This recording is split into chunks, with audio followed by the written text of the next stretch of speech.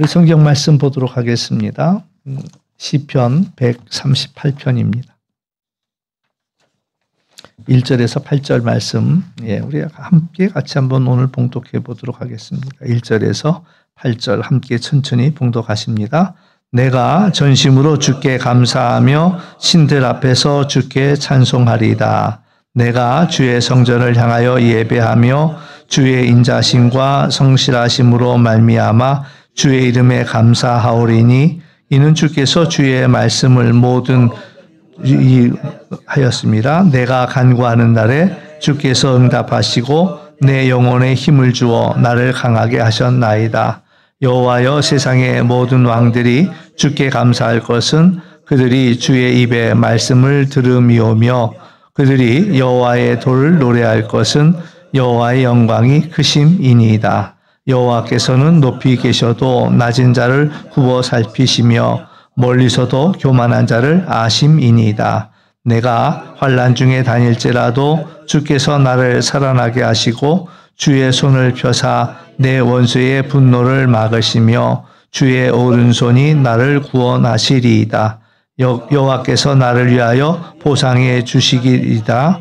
여호와여, 주의 인자하심이 영원하오니 주의 손으로 지으신 것이 버리지 마옵소서. 아멘. 우리가 이제 시편 그러면 이제 오늘도 다윗의 시라고 이름이 붙어 있습니다. 그리고 다윗이 이제 시를 쓸 때에 가장 이제 편할 때, 기쁠 때 아마 이 시를 쓰지 않았을까, 이제 그런 생각들을 참 많이 하지만 사실 이제 우리가 언제 더 많이 기도합니까? 이제 기쁘고 감사할 때 기도보다는 문제를 만나고 어려울 때에 더 많이 기도하게 되지요. 그러니까 이제 이 다윗도 이 시편이 그냥 즐거워서만 나온 노래들이 아니라 사실 우리가 이제 읽으면서 이 다윗의 상황을 볼 수 있어야 되겠거든요. 오늘 말씀도 보면은 마지막 절에 이제 7절에 또 그 냄새가 납니다. 뭐라고 얘기하고 있냐면 내가 환난 중에 다닌다라는 이야기를 하고 있다라는 이야기죠. 또 원수들의 분노를 막아달라라고 이야기할 때 이제 원수의 분노가 있었다라는 이야기가 될 것이고요. 특별히 이제 8절에 보면은 마지막에 주의 손으로 지으신 것을 버리지 마옵소서 이렇게 이제 이야기하고 있어요. 그러니까 그 이야기는 사실은 엄밀히 말하면 내가 하나님께 버림받은 거 아닌가, 이런 상황 속에 놓였다라는 거죠. 하나님이 나를 버리셨나? 예수님도 십자가 위에서 엘리 엘리 라마 사박다니 이제 이렇게 탄식하시잖아요. 나의 하나님 어찌하여 나를 버리셨나이까. 여러분들이 이제 살아오면서 하나님이 나를 버리신 것은 아닐까, 이런 생각이 든 적이 있었는지 모르겠어요. 한 번은 병원에 신방을 갔는데 권사님 한 분이 그래, 많이 아프니까 목사님 하나님이 나를 버리셨나 봐요. 너무 아프니까 그런 얘기를 하시더라고. 그래서 권사님 무슨 말씀을 그렇게 하세요? 하나님이 왜 버린? 그럼 하나님이 나를 잊으신 걸까요? 왜 이렇게 내게 아픔이 있고 고통이 있느냐? 이런 질문을 던져요. 근데 이제 극심한 고통에 이르면 예수님도 하셨던 말씀이 엘리리 라바 사박다니 나의 하나님 어찌하여 나를 버리셨나이까. 그러니까 이제 하나님께 버림받은 거는 죄 때문이고요. 예수님의 죄라기보다는 우리의 모든 죄를 하나님께서 그렇게 미워하신다라는 것이 정말 버림받은 지경에 던져진 것처럼 그 저주와 고통 속에 놓였을 때에 경험하는 일들이 되지요. 그러나 이제 오늘 말씀도 이제 이렇게 탄식하면서 하는 그 기도가 사실은 주의 손으로 지으신 것, 이건 누구겠습니까? 이제 다윗 본인이 되겠죠. 하나님이 나 만드시지 않았습니까? 이런 얘기인데 나를 버리지 마십시오라는 이야기를 하고 있다. 그러니까 그 이야기는 정말 그 어떤 바닥에 내가 버림받았다라는 그러한 생각이 자꾸 찾아오는 거죠. 그럴 리는 없어. 그럴 리는 없지만 하나님이 나를 버리셨나? 이제 이런, 하나님 절대 나를 버리시면 안 됩니다. 이제 이런 이야기가 되겠다라는 이야기입니다. 그래서 오늘 말씀을 이제 쭉 보면 우리가 이제 신앙생활을 하면서 핵심이 그겁니다. 우리 인생은 한 치 앞도 보지 못하는 게 우리 인생에 한 치가 얼마큼 되는 거죠? 한 치. 한 치. 한 치가 얼마큼이 한 치예요? 뭐라고 얘기하냐면 한 치 혀 그럽니다. 혀가 한 치야. 혀가 한 치. 그게 짧은 거예요. 근데 우리 인생은 그 짧은 그 눈앞도 우리는 보지 못한다. 다윗이 가장 절박할 땐 또 뭐라고 표현했냐면은 나하고 죽음하고 이 거리는 머리카락 하나만큼이다. 그걸 갖다 한자로 이야기하면 간발이 됩니다. 간발 사이 간자에다가 머리 발자 해가지고 간발의 차이. 간발의 차이라는 건 머리카락 하나 차이로 이렇게 되는 거죠. 간발. 그러니까 이제 다윗이 너무 힘들고 어려우니까 나와 죽음의 거리는 정말 간발 차이다라는 그런 표현도 합니다. 그만큼 이제 다윗은 뭐 사울에게도 엄청나게 쫓겨다녔고 사울에게 이제 사울이 가만히 보니까 다윗이 왕이 될 거는 분명하거든. 그러니까 어떻게 해서라도 다윗을 죽여야 되겠다고 막 쫓아다니죠. 그러니까 이제 다윗이 그렇게 쫓겨다녔고 또 다윗이 더 끔찍한 일을 당한 거는 아들 압살롬이 아버지 죽이겠다고 또 쫓아왔잖아요. 아버지 죽이겠다고 압살롬이 쫓아오는데 이 다윗이 얼마나 정신없이 도망갔냐면은 신발 신을 겨를도 없었어요. 맨발로 산을 넘어서 도망가는 거죠. 그러면서도 이제 참 그 묘한 이게 그 감정에 묘한 거예요.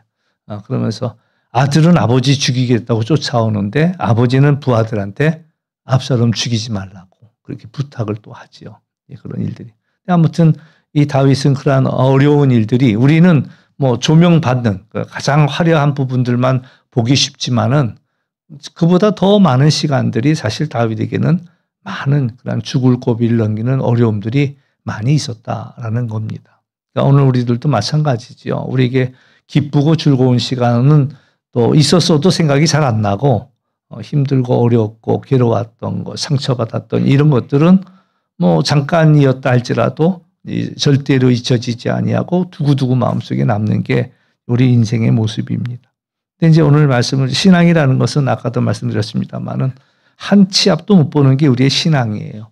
그런데 뒤돌아보면 여기까지 왔어.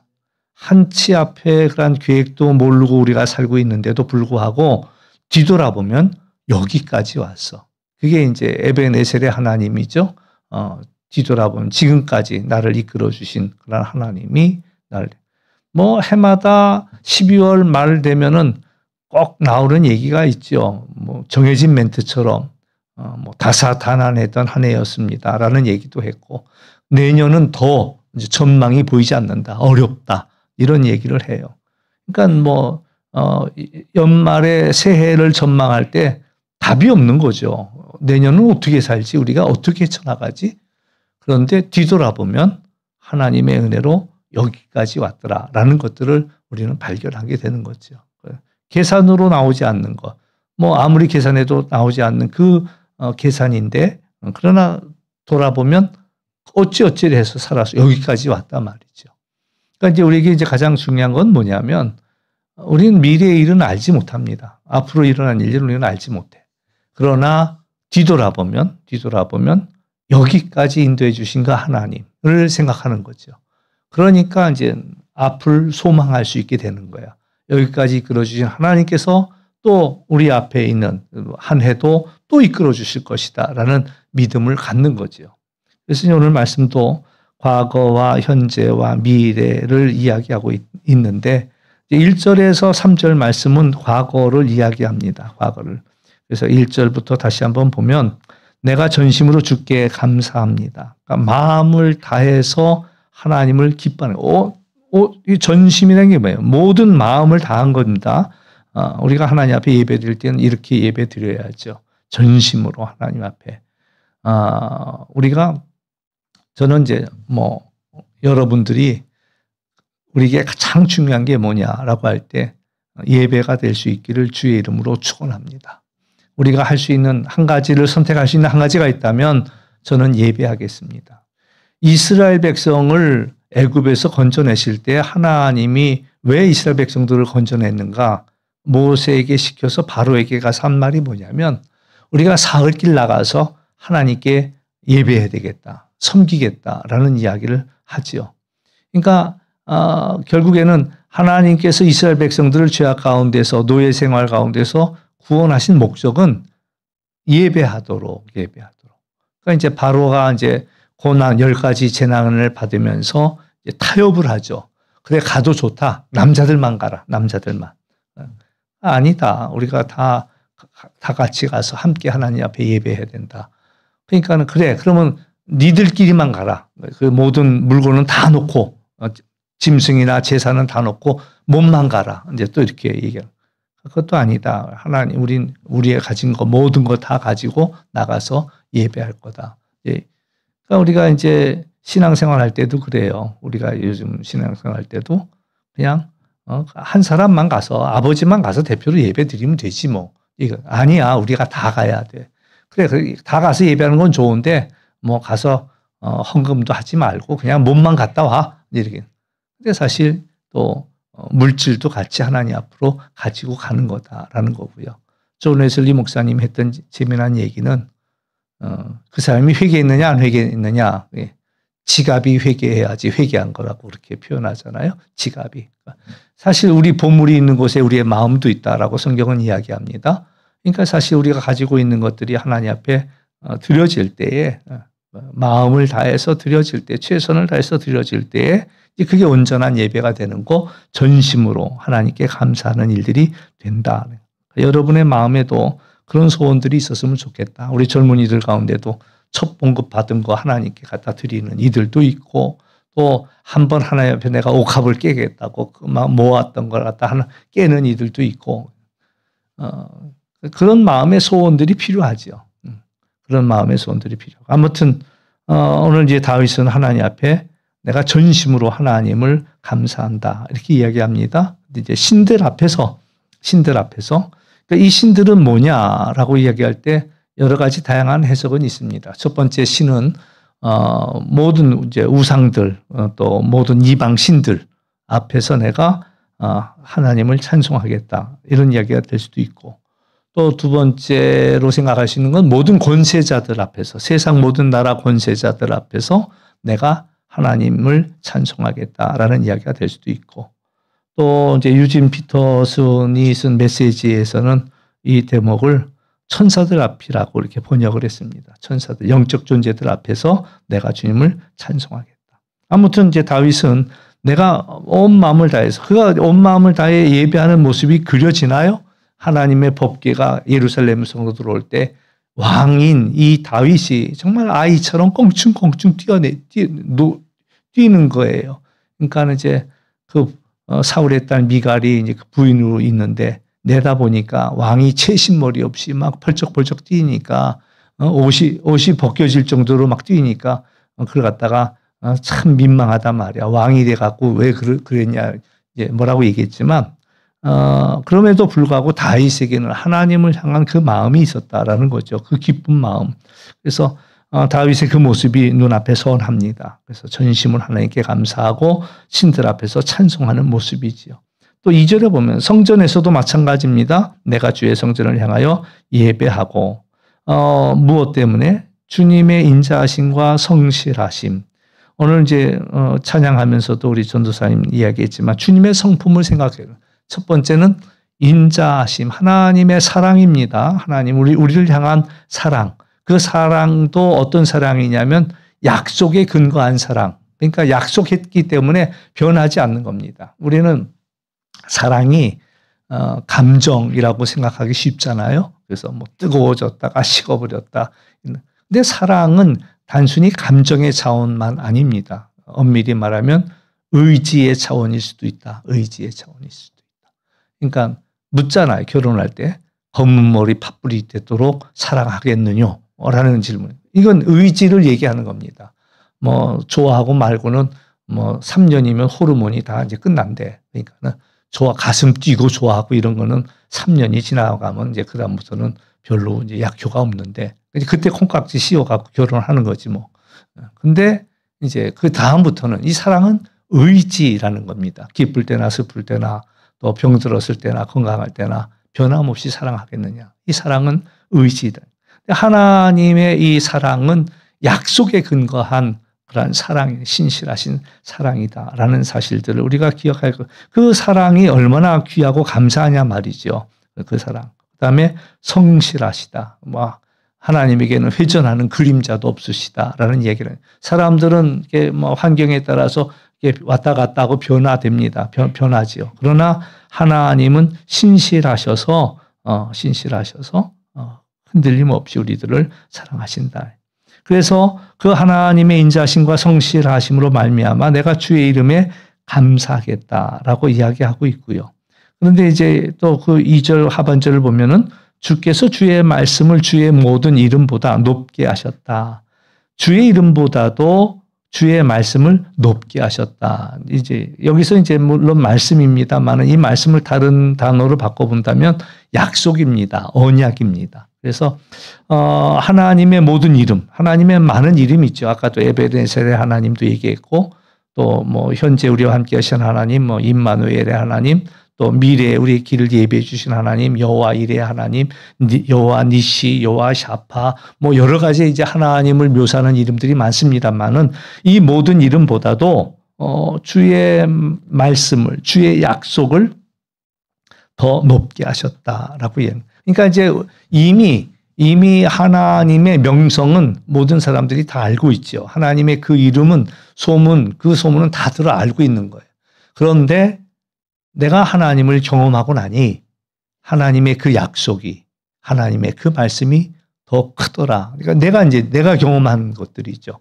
들었던 얘기가 있는데 그 들었던 얘기보다도 하나님은 더 사랑이 많으신 분이시고 하나님은 더 우리에게 신실하신 분이시고 내가 경험한 하나님. 그래서 이제 이 다윗은 그렇게 표현하는 겁니다. 주의 말씀을 그 주의 모든 이름보다 더 높게 하셨다. 3절에 보면 내가 간구하는 날에 내가 하나님 앞에 기도하는 날에 하나님은 그러니까 내 삶을 뒤돌아 봤더니 내가 하나님 앞에 기도하니까 하나님은 내 모든 간구에 대해서 응답하셨더라라는 이야기입니다. 여러분 기도에 하나님이 응답하십니까? 예. 그걸 우리는 알아차릴 필요가 있습니다. 하나님 앞에 기도도 많이 해야 되겠고 또 하나님이 우리에게 응답하시는. 물론 하나님의 우리가 기도한 대로 되는 것만은 아니지요. 항상 이제 기도라는 것을 우리가 할 때는 우리가 제대로도 기도하지만 때로는 잘못 기도할 때도 있어요. 뭐가 좋은지도 모르고 기도할 때가 있어요. 어느 분이 그래서 아들 위해서 얼마나 기도 열심히 했는지 몰라. 우리 아들 공부 잘하게 하고 좋은 대학 가게 하고 좋은 직장 가게 하고 그래가지고 정말 제일 좋은 학교 갔고 제일 좋은 직장 갔어요. 근데 그 다음에 날 찾아와서 하시는 얘기가 목사님 제가 기도를 잘못했어요. 왜요? 그랬더니 제일 좋은 학교 가게 해달라고 제일 좋은 직장 다니게 해달라고 했는데 그렇게 됐거든. 근데 그 기도가 잘못됐다는 거예요. 왜요? 그랬더니 너무 좋은 직장 가가지고 신앙생활 못해요. 그러니까 내가 잘못 기도했어요. 이런 얘기를 하더라고요. 이제 그 어머니의 마음에는 정말 자녀들이 잘 신앙생활 잘했으면 좋겠다는 게 간절한 소원이었는데 그냥 좋은 직장에만 가면 좋은 학교 가고 좋은 직장에 가면 다 그렇게 될 줄 알았는데 그러지 못하더라. 그래서 이제 뭐 믿음을 떠나고 신앙을 떠나고 내가 잘못 기도했어요. 이런. 근데 우리가 하는 기도들이 항상 뭐 그때는 간절한 그 기도가 맞는 기도 같지만 때로는 그 기도가 잘못 구할 때도 있단 말이죠. 그러니까 우리가 계속 기도하다 보면 하나님께서 우리의 기도를 더 깊어지게 또 해주시고 또 바르게 기도하도록 도와주시고. 근데 이제 기도할 때 하나님의 대답은 항상 네 가지입니다. 뭐 이 얘기를 길게 할 필요는 없지만은 뭐 우리가 기도한 대로 하나님께서 예스 응답해 주시기도 하고 또 우리가 기도했지만 하나님의 응답은 반대일 경우도 있습니다. 안 돼. 그건 안 되는 거야. 안 된다도 하나님의 응답입니다. 하나님의 대답이죠. 그 다음에 이제 세 번째는, 그래. 약속한 대로 주지. 그렇지만 좀 기다려야 되겠다. 그건 또 wait. 기다리는 거가 되는 거고. 그 다음에 또 이제 하나님께서, 그러니까 이제 예를 들어 아이들이 뭐 불이나 또 칼이나 이런 것들은 위험하잖아요. 아이가 좀 더 클 때까지 기다려야 되는 거와 마찬가지로 주긴 주지만은 조금 더 기다려야 되겠다. 때로는 이제 어쩌면 이번 주일 설교하고도 또 연결이 될 수도 있습니다. 근데 하나님은 주고 싶어 하시는데 우리가 준비가 안 돼 있는 거야. 그러니까 조금 더 기다려야 되겠다. 조금만 더 기다리면 해주마. 예. 저도 우리 아들 레미하고 약속했던 게 뭐냐면, 그래, 너 전교 1등 하면 내가, 오토바이 사주마. 그랬거든. 오토바이 사달래, 오토바이. 그래서, 그래, 네 전교 1등 하면 내가 사주지. 그랬다고. 그랬더니 했더라고, 1등을 했어. 아빠 이제 약속했으니까 빨리 사내라는 거야. 그래가지고 또 그랬지. 너 아직 면허 못 땄잖아. 면허 딸 때까지 보류. 예. 그랬더니 이제, 아무튼 하나님은 약속을 지키실 텐데 우리가 준비될 때까지 기다리게 하시는 것도, 또 하나 이제 그러니까 기도의 응답은 네 가지입니다. Yes, No, 그다음에 wait, 기다려라. 또 하나는 another. 다른 걸 주겠다는 거예요. 다른 거. 네가 이걸 구했지만 내가 이걸 주겠다. 우리 아이가 막 축구공을 하나 사달래요. 그래가지고 또 속으로 긴장을 했죠. 축구공 비쌀 텐데 이걸 또 왜 사달라고 하나? 그랬더니 자기의 문방구에 가서 봤더니 3,000원짜리가 있대, 이거. 근데 그래서 그런 공이 어디 있어 하고 가서 보니까 완전히 그 비닐 튜브공이야. 그래서 이건 안 돼. 이건 사나 마나. 이건 차지도 못하고 이건 좋은 내가 가죽공으로 사줄게. 더 좋은 걸 아버지 생각에는 더 좋은 게 있으니까 그걸로 주겠다는 거죠. 그러니까 이제 아무튼 우리의 뜻대로 되는 것만이 기도의 응답이 아니라 하나님께서 우리가 기도하면 응답해요. 근데 이 다윗은 그걸 경험한 거예요. 내가 간구만 하면 하나님은 응답하시더라라는 거죠. 대답이 없으신 분이 아니라 하나님은 어떤 모양으로든 내게 응답하시더라. 그러니까 워낙에 여러분들도 마찬가지예요. 지난번에 기도 좀 하세요 그랬더니 어느 분이 날 찾아와서 목사님이 기도해달래. 그래서 왜 내가 기도해야 돼요? 내가 이제 그랬더니 자기 기도는 하나님이 안 들어주시고 목사님 기도는 들어줄 것 같대. 나한테만 기도시키더라고. 자기는 기도 안 하고. 근데 그게 아니죠. 내가 이제 예수님이 십자가에 돌아가시면서 모든 만인 제사장을 만들어 주셨는데, 그러면 이제 자기도 하나님 앞에 나가서 기도해야 되는 거죠. 또 다른 사람을 위해서도 기도해야 되고. 그러니까 이제 기도해야 되는데, 우리가 그 경험이 무엇보다 소중한 경험이 내가 하나님께 부르짖었더니 하나님이 대답하시더라라는 거죠. 그러니까 하나님은 대답하셔요. 그런데 이제 문제는 이제 하나님 대답하신다는 얘기는 아까 했던 얘기예요. 하나님의 이름입니다. 그런데 내가 그걸 경험해야 되는 거야. 내가 본인이. 그게 이제 그 말씀이 더 높게 하셨다라는 얘기가 뭐냐면, 그래, 나도 그런 얘기 들었는데 하나님이 내가 기도하니까 하나님 내 기도 들으시더라라는 것들. 여러분들이 그걸 체험할 수 있어야 되는 거예요. 내가 기도하니까 하나님은 응답하시더라. 그러니까 다윗이 지금 하나님께서 나를 버린 것 같은 이 상황 속에서 생각해낸 게 뭐냐면, 내가 기도하면 하나님은 들으시더라라는 그것을 붙잡은 거예요. 그걸 붙잡은 거예요. 하나님은 내게 응답하셨다. 또 뿐만 아니라 내 영혼에 힘을 주신다. 내 영혼에 힘. 우리 영혼에 힘이 필요합니다. 그런데 그것이 어떻게 내 영혼에 힘이 들어오냐라는 것이 무엇이 나를 힘을 주겠는가? 기도라는 거. 기도. 하나님 앞에 기도해. 우리가 숨 쉬지 않고는 살 수가 없는 것처럼 우리의 영도 호흡하지 않고서는 살 수가 없습니다. 영혼의 호흡이 기도잖아요. 하나님과 늘 기도할 수 있어야지만이 우리가 영적으로 우리가 힘을 얻는다라는 얘기고요. 결국 그 기도가 나를 강하게 했다. 이 다윗에게는 강하게 했다라는 그런 이야기입니다. 사실 예수님이 밤새도록 기도했어요. 겟세마네 동산에서. 밤새도록 기도했지요. 밤새도록. 땀방울이 핏방울이 되도록 그렇게 기도하셨어요. 성경 말씀 읽어보면 땀이 흐르는데 떨어지는데 핏방울이 되어 떨어졌다. 그게 밤새 그렇게 기도하셨는데 그 다음날 뭐가 달라졌을까요? 달라진 게 하나도 없어요. 달라진 게. 십자가의 길을 안 가도 되는 게 아니라 그대로 십자가의 길은 있었다. 밤새도록 기도했는데 땀방울이 핏방울이 되도록 기도했는데 달라진 게 없었어요. 달라진 게 없었을까? 있었어요. 뭐가 있었는가? 예수님의 마음이 달라졌어요. 그 전날 기도할 때는 아버지, 이 잔이 내게서 넘어가길 원합니다. 그러나 이제 내 뜻대로 마시고 아버지의 뜻대로. 그렇게 기도했는데 또 조금 있다 또 기도를 또 그러는 거야. 아버지, 이 잔이 내게서 넘어갔으면 좋겠습니다. 그러니까 이제 그건 예수님의 온전히 인간적인 마음이죠. 이 잔이 내게 넘어갔으면 참 좋겠다. 우리 그런 일들 많잖아요. 이번에 이 어려움이 내게 넘어갔으면 참 좋겠는데. 그렇게 기도한단 말이에요. 근데 이제 그렇게 기도하다 보면 하나님이 그 기도를 바꿔주는 거예요. 그러니까는 그렇지만 내 뜻대로 마시고 아버지의 뜻대로 되게 해달라. 기도. 그리고 나서 또 조금 있다가 또 내 마음이 올라오는 거야. 내 마음이. 그래도 이 잔이 넘어갔으면 좋겠습니다. 예수님이 이 땅에 오셨을 때는 십자가 위에 죽기 위해 오셨잖아요. 그런데도 불구하고 내가 가는 길이야. 막 베드로가 말렸어. 그러지 하지 마시라고. 근데도 예수님은 사탄아 물러가라 말이야. 너는 나를 자꾸 넘어지게 하는 자다. 이런 얘기를.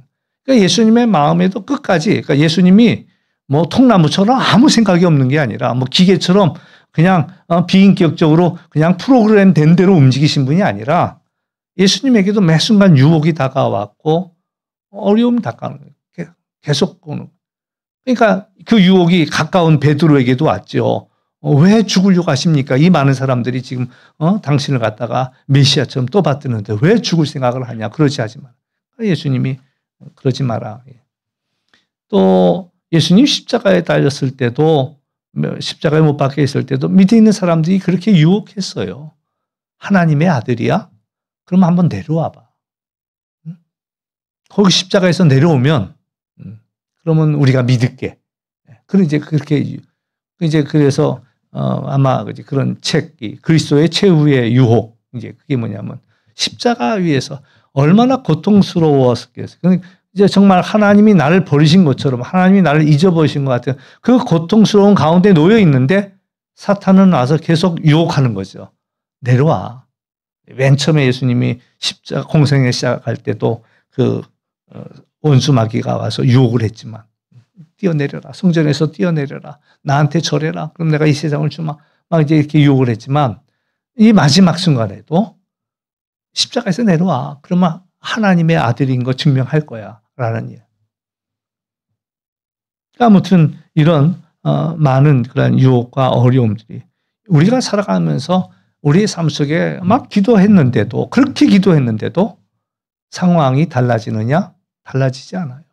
달라지지 않는데 달라진 게 있어? 뭐가 달라졌느냐? 내 마음이 달라지는 거예요. 내 생각이 달라지는 거예요. 하나님이 내 영혼에 힘을 주시고 또 나를 강하게 하신다. 제가 이제 저녁마다 운동 탁구 치러 가는데 저하고 이제 완전히 이제 이렇게 짝이 돼 갖고 그래가지고 이제 같이 치는 이가 있어요.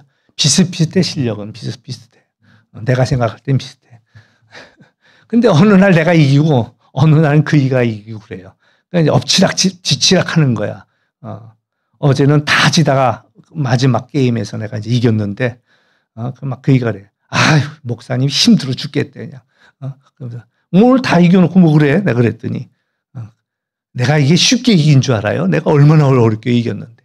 그러니까 서로 이제 엎치락 뒤치락 이러면서 이제 치는데 그렇더라고요. 실력은 둘이 비슷해. 뭐 그 뭐래 도친 개친 뭐 비슷해. 그런데 뭐냐면 이제 거기서 정신력이라고 그럴까? 이제 마음 먹은 게 누가 더 강한 마음을 먹었느냐에 따라서 그 센 사람이 이기는 거야. 그러니까 운동경 모든 운동경기가 그렇잖아요. 다 비슷한데 누가 더 사기가 살았느냐 이제 이러면서 이 경기가 승패가 달라지거든요. 잘하던 사람도 자신감을 잃어버리면 갑자기 져버리고요. 못하던 사람이 갑자기 이제 막 응원을 더집어 갖고 갑자기 누가 생각이 나면서 막 갑자기 힘이 쏟아지게 그러면 이제 그 경기를 이긴단 말이죠. 그러니까 우리 영혼이 강해지는 비결은 뭐냐? 기도라는 거죠. 다윗이 그걸 알아차린 거예요. 알아차린 거예요. 하나님, 내가 간구했더니 내게 응답하시더라. 내 영혼에게 힘을 주시고 또 나를 강하게 하시더라. 이게 이제 그가 살아오면서 뒤돌아보니 하나님이 그와 같은 분이다라는 고백을 하고 있다라는 이야기죠. 현재 상황은 어떻습니까? 4절, 5절, 6절이 현재 상황입니다. 여호와여 세상 모든 왕들이 주께 감사할 것은 주의 입의 말씀을 들음이고 또 그들이 여호와의 도를 노래할 것은 여호와의 영광이 크십니다. 그러면서 6절의 고백은 이렇습니다. 하나님은 높이 계시지만 낮은 자를 굽어 살피시고 하나님은 그 높고 높은 하늘 위에서 낮고 낮은 나를 여전히 보고 계시다. 감찰하고 계시다.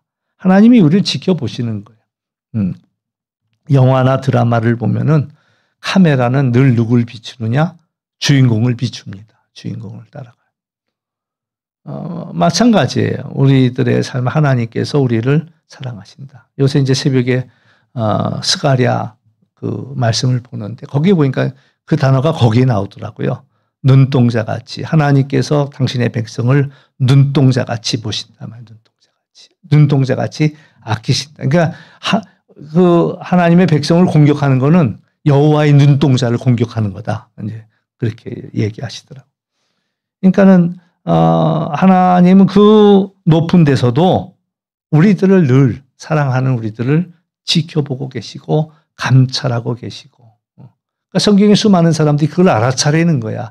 아, 하나님이 보고 계셨네. 하나님 나와 함께 하셨네. 이것을 그게 이제 신앙의 눈이 뜨게 되는 게 그거예요. 하나님이 나를 보고 계시네. 하나님이 나를 사랑하고 계시네. 하나님이 나와 함께 하시네. 하나님이 나를 이끄시네. 이것을 이제 알아차리면 우리들의 삶이 달라지지요. 달라집니다. 하나님이 나를 이렇게 사랑하신단 말이야. 이걸 알아차리면. 그러니까 이제 이 두 가지를 깨닫는데 하나는 이 낮은 나를 살펴주신다. 그리고 또 하나 멀리서도 교만한 자들을 하나님은 다 보고 계시다라는 거죠. 교만한 자들을 하나님이 다 보고 계신다. 그래서 이제 마지막 말씀을 이제 다시 한번 보면은 내가 이제 앞으로 이제 지금 환난 중에 있다는 거예요. 7절에 보면은 그거 왜 마냥 좋으면 뭐 이 얘기 왜 꺼냈겠어요. 근데 내가 환난 중이야. 내가 환난 중에 놓였어. 그렇지만 하나님은 나를 살아나게 하실 거다. 우리가 살아가는 동안에는요, 항상 문제가 있습니다. 항상 어려운 일들이 있습니다. 환난이 우리에게 다가옵니다. 항상 다가와요. 하나 지나간다고 해서 끝나는 게 아니야. 이것만 해결되면 내 인생 다 풀어질 것 같아 라고 생각했지만 그 문제 해결돼도 또 다른 문제가 생기고 또 다른 문제가 생기고 그건 문제도 아니라고 생각했던 일들이 그게 문제가 돼버리고 그래요. 우리가 지난 주일날 저는 이제 참 그런 경험은 처음이에요. 지난 주일날 설교 말씀을 준비했는데 그날 잠을 못 잤어요. 막 설교가 가슴이 막 하는 거야. 그 이제 기억나시나요? 다른 분 다 잊어버렸죠? 나는 잠을 못 자고 그냥 한잠을 못 잤어요. 사실은 한잠을 못 잤어. 막 자려고 누우면은 자꾸 이렇게 이제 그렇게 얘기하면 또 교만해서 안 되나? 근데 아무튼 하나님이 말 걸어. 너 잠이 오냐? 막 이러면서 그래서 막 차다 말고 엎드려가지고 기도도 하고 또 차다 말고 또 책상에 내려가 앉아서 또 다시 쓰고. 근데 이제 그 왜 그렇게 했냐면은 제가 이제 그 설교를 준비하면서 그 10명의 문둥병자를 고치는 이야기였잖아요. 9명은 이제 다 제 갈 길 갔고 1명은 예수님께로 돌아왔어요. 뭐 다 아는 얘기인데도 이 얘기가 내 가슴에 확 와 닿는 거야. 병 나았으면 됐지. 뭐 우리가 더 바랄 게 뭐가 있어. 예수님이 너 믿음이 너 구원했다라고 했는데 뭐 그거 병 나았으면 그게 구원이지 뭐 그럼 구원 받았다고 해서 이 사람이 더 나아진 게 뭐가 있는데 이제 이런 생각이 이제 계속 머릿속에 있었는데 뭐가 다른 거지? 병 나았으면 인생 문제 다 해결된 것 같은데 그래서 그걸 갖고 고민을 계속 했더니 그게 이제 밤중에 계속 생각나게 하는 거죠. 근데 이제 그 사람들은 9명은 병이 나은 걸로 끝난 거예요. 병이 나은 걸로. 온전해진 걸로. 근데 그렇다고 해가지고 그다음부터 이 사람은 무병장수했을까? 그렇지 않다는 거예요. 삶의 자리로 돌아갔지만 문둥병의 문제는 해결됐지만 여전히 문제 속에 놓여 있는 존재. 근데 그리고 이제 그들은 병에서 낫자마자 자기들의 몸이 깨끗해진 것만 봤죠. 그리고 나서는 이제 나도 다른 사람들과 똑같이 하고 싶은 거 다 할 거야. 라고 했겠죠. 근데 이 사마리아 사람 하나는 자기 몸이 깨끗해진 걸 보고 자기 몸을 본 게 아니라 예수님을 생각한 거죠. 도대체 이분은 어떤 분이시길래 우리를 고치셨을까? 예수님 앞으로 돌아온 거예요. 경배한 거예요. 그러니까 그 믿음을 보시고 네가 구원에 이르렀다라는 이야기를 해주거든요. 우리들의 삶이 그래요. 하나님이 우리에게 복을 주시고 우리에게 다 은혜를 베풀어 주실 텐데 그것만 가지면 그 9명하고 다른 거 없어요. 그런데 그 다른 한 명은 뭐가 다르냐? 예수님이 보이는 거예요. 우리가 병에 고쳤더니 예수님이 보이는 거고, 내가 시험에 붙었더니 예수님이 보이는 거고, 내 인생 속에 모든 게 예수님이 보이고 예수님이라면 어떻게 할까라는 걸로 생각이 완전히 달라진 사람이 돼버린 거죠. 그러니까 그 다음에 고난이 와도 문제가 없는 거야. 이 나병 속에서도 나를 고쳐주신 그 예수님께서 또 이것을 이겨내게 하실 것이야 라는 이야기가 되는 거죠. 오늘 다윗이 깨달은 건 그겁니다. 지난 삶들을 돌아보니까 어려움 속에서 하나님이 내게 응답하신 하나님이 지금 내가 환난을 당하고 있지만은 그러나 나를 살아나게 하실 것이다 라는 이야기를 하고 있는 겁니다. 주의 손을 펴서 내 원수들의 분노를 막아주실 것이고 주의 오른손이 나를 구원하신다. 나를 구원해 주신다 라는 고백을 하는 거죠. 또 뿐만 아니라 이제 8절에 보면 여호와께서 나를 위하여, 이거 한번 8절은 같이 한번 읽어보죠. 함께 읽어보겠습니다. 시작. 여호와께서 나를 위하여 보상해 주시리이다. 여호와여 주의 인자심이 영원하오니 주의 손으로 지으신 것을 버리지 마소서. 그러니까 나는 하나님이 지은 사람입니다. 그러니 하나님 나를 버리지 않습니다. 버리라고 나는 생각하지 않습니다. 난 지금 버림받은 것 같은 상황 속에 놓여 있지만 하나님은 나를 버리지 아니하실 것이고 나를 그 손으로 붙잡아 주실 것입니다. 라고. 왜? 지금은 어려워. 버림받은 것 같아.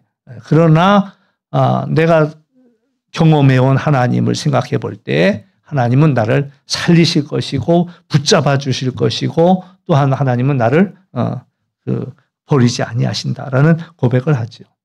근데 이제 8절 앞부분이 이제 좀 어렵더라고요. 여호와께서 나를 위하여 보상해 주실 것이다. 영어 성경을 쭉 보면, 영어 성경을 보면은 뭐라고 해석을 했냐면, 여호와께서 나를 위하여 계획하신 것을 완전하게 하실지라. 이렇게 번역을 했습니다. 그러니까 이제 그 단어가 하나님의 계획대로, 이제 결국 지금은 이 어려움 속에 놓였지만, 하나님의 계획은 완전히 이루어질 거다. 제가 굉장히 좋아하는 말씀, 빌립보서 1장 6절과 2장 13절 말씀인데, 하나님이 내 안에 소원을 주셨다는 거예요. 우리가 뭐 하고 싶은, 그 하나님이 내 마음속에 주신 소원이에요. 또 뿐만 아니라 하나님은 우리가 내 안에서 행하시는 분이야. 내가 하는 것 같지만 하나님이 다 하시는 일들이야. 나는 하나님 앞에 쓰임받는 것들이고요. 그러니까 하나님이 내 안에 행하신다라는 거예요. 또 그리스도 예수의 날까지 나를 이루실 것을 내가 믿습니다. 라고 그 빌립보서 2장 13절에서 그렇게 이야기합니다. 그러니까 내 안에 선한 일을 시작하시고 내 안에 소원을 주신 그 하나님, 그 과거에 내게 주신 것도 하나님이고 내 안에 이 일들을 하고 있는 분도 하나님이시고 완성하실 분도 하나님이시다. 그 고백과 똑같은 이야기지요. 하나님이 나를 위해 계획한 것들을 이제 완전하게 하실 거다라는 그런 다윗이 그런 고백입니다. 근데 이제 계획하신 것을 완전하게 한다라는 이 단어, 원어를 찾아가면 이제 보상이라는 단어하고 또 같이 그 단어에 같은 보상이라는 단어도 있어서 이번 개정 개혁판에서는 이렇게 번역을 했더라고요. 보상. 아무튼 그것도 마찬가지야. 내가 이 모든 환난을 당하고 이 수고를 하지만 하나님은 결국 나를 이 모든 수고에서 보상해 주실 것이다. 그런 고백이 되는 거죠. 오늘 우리들도 마찬가지입니다. 살아가면서 어려운 일들은 우리에게 다 다가옵니다. 다 다가와요. 또 우리의 분량만큼 다가옵니다. 우리가 감당할 것만. 성경에도 그렇게 이야기하잖아요. 감당할 시험만 주신다. 그러니까 사실 우리에게 주어지는 시험은요. 우리가 감당할 수 있어서 주는 시험이고 그 시험을 통해서 우리는 연단을 받고 그릇이 더 커진다라는 얘기예요. 그러니까는 항상 어떤 문제가 생겼을 때 이 문제는 문제가 주는 여러 가지 의미가 있습니다. 문제가 주어졌다라는 것은 첫 번째 의미는 하나님을 만날 만한 때가 된 거예요. 하나님을 만날 만한. 문제가 생겼으니까 기도할 거 아니야. 하나님 도와달라고 매달릴 거 아니야. 그러니까 하나님을 만날 만한 때가 된 거고, 바꾸어 얘기하면 하나님이 부르시는 거예요. 너 이제 이 문제가 있는데 가까이 와야 되겠다. 나한테 매달려야 되겠다. 라는 것들이고요. 또 그 문제를 통해서 우리는 하나님의 살아계신 것들을 경험하는 거죠. 하나님의 역사하심을 경험하는. 아까 여기서 얘기했듯이 주의 이름 내가 다 알고는 있었지만 하나님이 하시는 그 일들을 보니까 더 대단한 분이구나. 이런 것들을 알아차리게 되더라라는 거죠. 그리고 결국엔 그것을 통해서 우리가 하나님을 알게 되고, 하나님을 알게 된다라는 얘기는 또 다른 말로 이야기하면은 나는 부족한 자라는 것을 알게 되는 겁니다. 우리가 이제 먼저 제가 아파서 설교 못했던 주간인데 우리에게 믿음을 더해 주십시오 그랬고, 그러면 뽕나무가 뽑혀서 바다 가운데 해도 옮겨지고, 뽑기 어려운 게 뽕나무예요. 뽑아내기 어려운 게 뽕나무예요. 뽑아내기 어려운 게 뽕나무인데 그 뽑을 수 없는 뽕나무를 하나님이 뽑아갖고 바다 가운데, 어떻게 바다 가운데 이게 살겠어요. 근데 하나님은 그 뽕나무를 뽑아서 너에게 겨자씨만한 믿음만 있어도 이 뽕나무가 뽑혀갖고 바다 가운데 심겨질 것이다. 그럼 거기서 우리가 깨닫는 게 뭐냐면, 하나님이 하시는 일은 정말 엄청난 일들이구나. 그러면 우리는 무익한 종이라는 얘기를 고백할 수밖에 없는 거예요. 나는 아무 재주 없는데, 나는 부족한 자인데 하나님이 이 모든 일을 행하셨고 저는 마땅히 할 일을 했을 뿐입니다. 라는 고백을 할 수밖에 없다라는. 그래서 우리는 그렇습니다. 우리가 하나님을 어떻게 다 알겠어요. 우리는 코끼리 만지기 있잖아요. 왜? 보지 못하는 사람들이 코끼리 부분을 만져보면서 코끼리를 알 수밖에 없는 것처럼 우리의 제한된 걸로는 하나님을 우리가 알지 못하죠. 근데 적어도 우리가 체험하는 한 가지는 뭐냐면, 오늘 이날까지 나를 이끌어 주시고 나를 사랑하시고 나와 동행하신 그 하나님을 생각할 때는 그 신실하신 하나님을 우리가 기억할 수 있다라는 거죠. 그래서 현재 고난 가운데도 있지만 결국 하나님은 승리하실 것이다. 하나님은 이 일을 이루실 것이다. 하나님은 이 일을 완성하실 것이다. 오늘 이 시편의 고백이 그 고백이에요. 지금 내가 죽은 것 같아. 지금 하나님이 나를 버린 것 같아. 그런 상황 속에서 다윗은 다시 지나온 시간들을 생각해 보면서 오늘 이날까지 나와 함께 하신 그 하나님께서 나를 다시 일으키실 거야. 나를 세우실 것이야. 라는 것을 믿는다라는 이야기죠. 하나님의 은혜는요, 낮은 곳을 향해 흐릅니다. 물과 같은 성격이 있죠. 물은 낮은 곳으로 흘러갑니다. 또 뭐가 막히면 차 올라가서 넘어서도 가고 돌아서도 가고 이렇게 가는데, 하나님의 은혜도 낮은 곳으로 가요. 또 다른 말로 이야기하면 가장 절박한 자에게 갑니다. 가장 절박한 자에게. 그러니까 내가 하나님 앞에 매달릴 때 그 절박함이 있느냐라는 그런 문제죠. 이제 오늘 주일 설교는 또 그겁니다.